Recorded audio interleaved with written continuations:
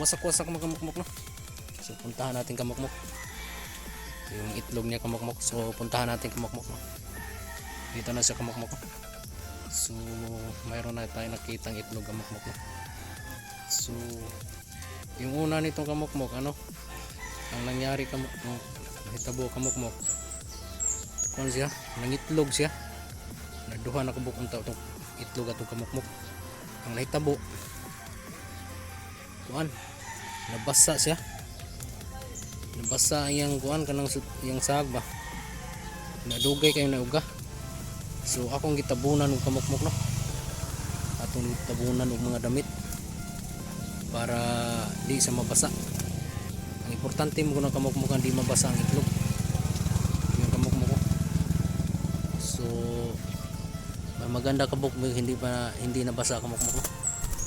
So kita mo yung itlog na kamukmok. So may isa na siyang itlog no. So abangan na natin yung kamukmok no. So mas maganda yung kamukmok kay ano bukas baka mag-itlog pa yung kamukmok. So kanina ko lang nabantayan kamukmok no, may itlog na siya. So tiningnan ko ngayon kamukmok. Oh, may itlog na siya.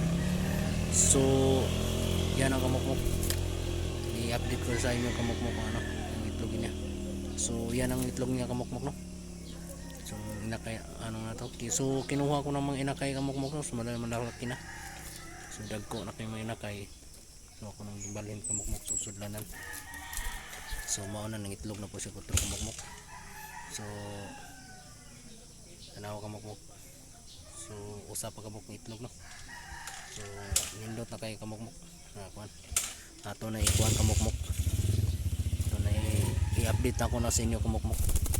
So subscribe mo channel kamukmok, click notification para updated kayo sa video. A few moments later. Sa mga kamukmok ko. So nanay sa itlog kamukmok. Kamukmok. So itlog na kamukmok. Duha na kabuok. So nasa sulod kamukmok no. Okay so.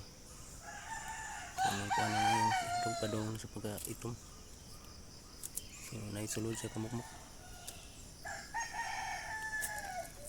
So nagkaon sila kamukmok no. Kaon sila. Bansi kamukmok sa ubos. Laki na kamukmok ay laki. So may mga kuha na kamukmok. May mga tali na siya. Ako nagipagtalian ko ng cable tie. Breeder na ko.